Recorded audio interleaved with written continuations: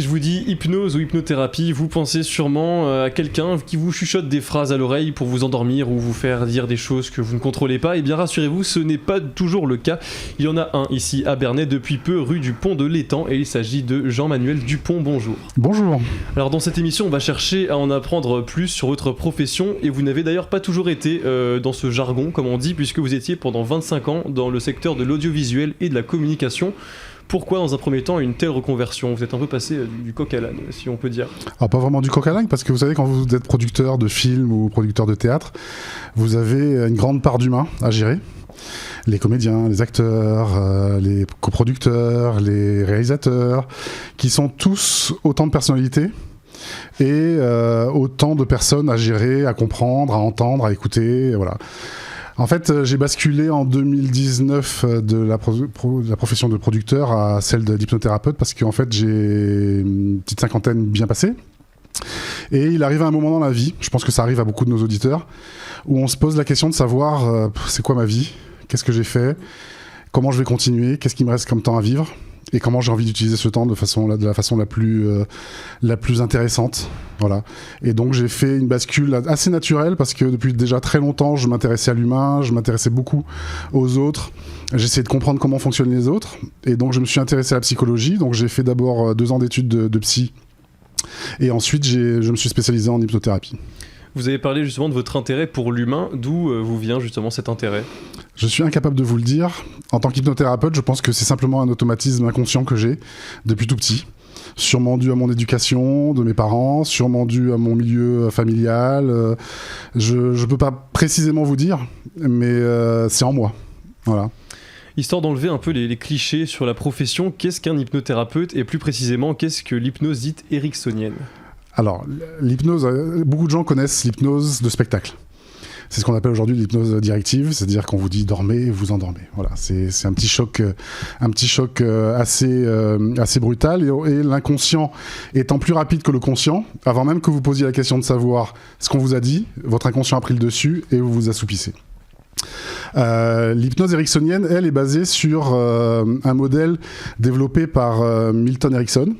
Donc Milton Erickson, c'était un médecin, psychiatre, psychologue qui est né en 1901 et qui est mort en 1980 et qui a développé une certaine vulgarisation de l'hypnose qui avant était très soit occulte, soit médicale.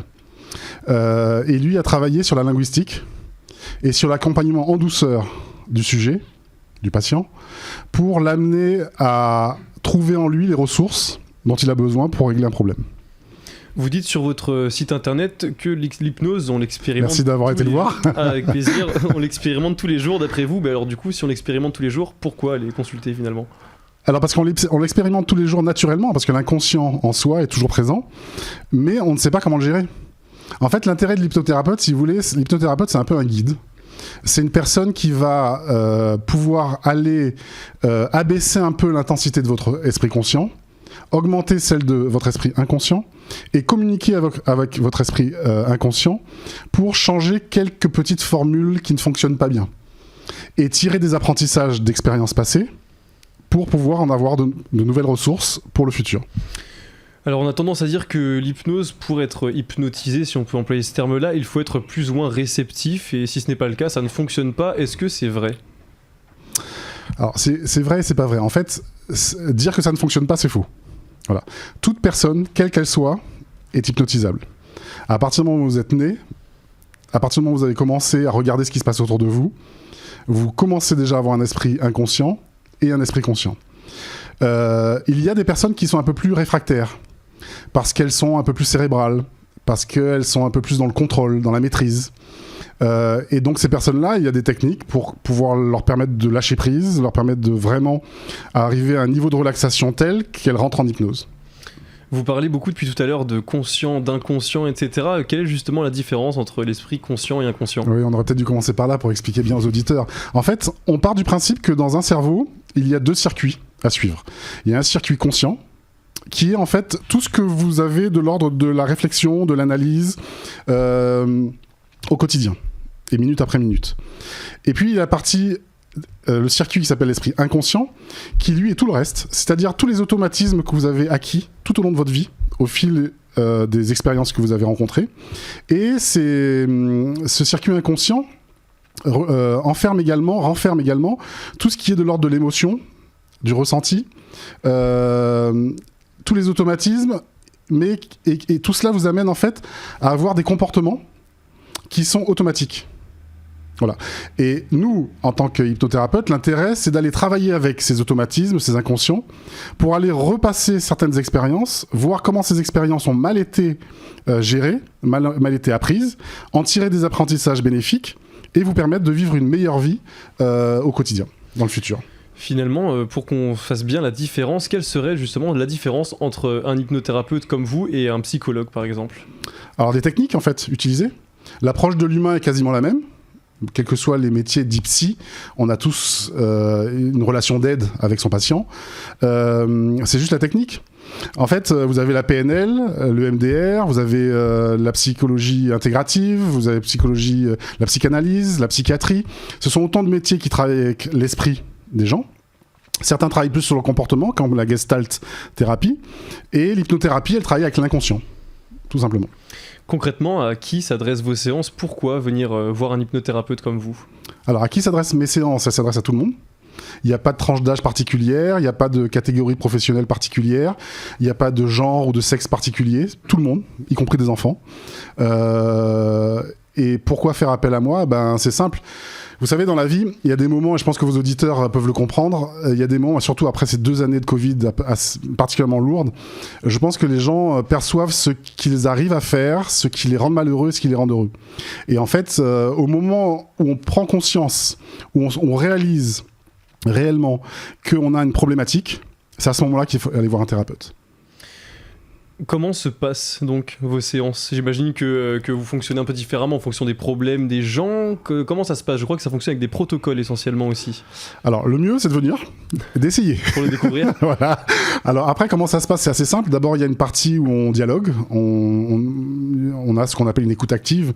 C'est-à-dire que j'écoute les sujets, je les questionne de façon très précise. Et au bout de quelques minutes, j'arrive à cerner quelle est la demande précise, ce qu'ils attendent de moi. Et à ce moment-là, on a tout un protocole qui est d'abord une certaine induction, ensuite un approfondissement, ensuite... voilà, je vais pas tout vous dire ici, le mieux c'est que les gens viennent, parce qu'en vérité, à chaque individu, à chaque personne qui vient, il y a une modalité différente en fonction de la personne que j'ai en face de moi. Vos séances ne sont jamais les mêmes en fonction des gens ? Non, jamais, c'est impossible. Alors c'est impossible déjà basiquement parce que l'hypnose parle à des inconscients, et tous les inconscients sont différents. Vous le savez, vous croisez dans la rue tous les jours des gens et chaque personne est réellement différente. Donc en fait, je m'adapte à chaque fois. Prendre un premier contact avec vous, c'est déjà un signe d'amélioration en soi, mais vous êtes bien placé pour savoir que les gens peuvent être un peu réticents vis-à-vis de ça. Il y en a sûrement qui nous écoutent et qui sont tentés d'ailleurs. Qu'est-ce que vous leur dites pour leur enlever ces a priori qu'ils peuvent avoir Alors je corrige juste ce que vous dites. C'est-à-dire que prendre un premier contact avec un thérapeute, ou en l'occurrence avec moi, c'est pas un signe d'amélioration, c'est un signe de volonté et de motivation. Ce qui n'est pas tout à fait la même chose. C'est vrai. Ensuite, une fois que... si des gens hésitent à venir, s'ils ont un peu peur... Le mieux, c'est de se renseigner. C'est d'aller sur mon site, par exemple, comme vous l'avez fait, d'aller découvrir ce que c'est que l'hypnose de façon assez claire, assez vulgarisée. Et puis de ne pas hésiter à téléphoner. On peut en parler au téléphone. Voilà. Et puis, faire une première séance. Voilà. Il n'y a de toute façon aucun danger. Il n'y a aucun risque de ce qu'on voit régulièrement dans les films, dans les fictions, où l'hypnothérapeute prend complètement la maîtrise de votre vie, etc. Là, aujourd'hui, j'entendais qu'il y avait des voleurs maintenant qui hypnotisaient les gens dans la rue.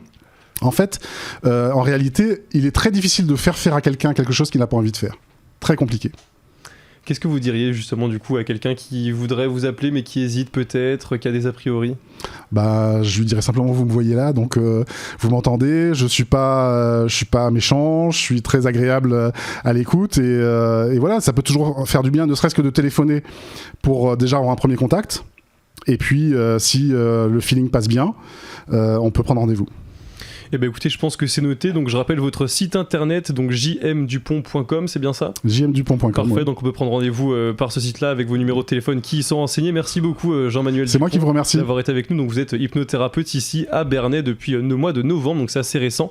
Et vous pouvez toujours revoir et réécouter cette émission en podcast audio et vidéo sur notre site internet, notre application et notre chaîne YouTube Radio Sensation Normandie.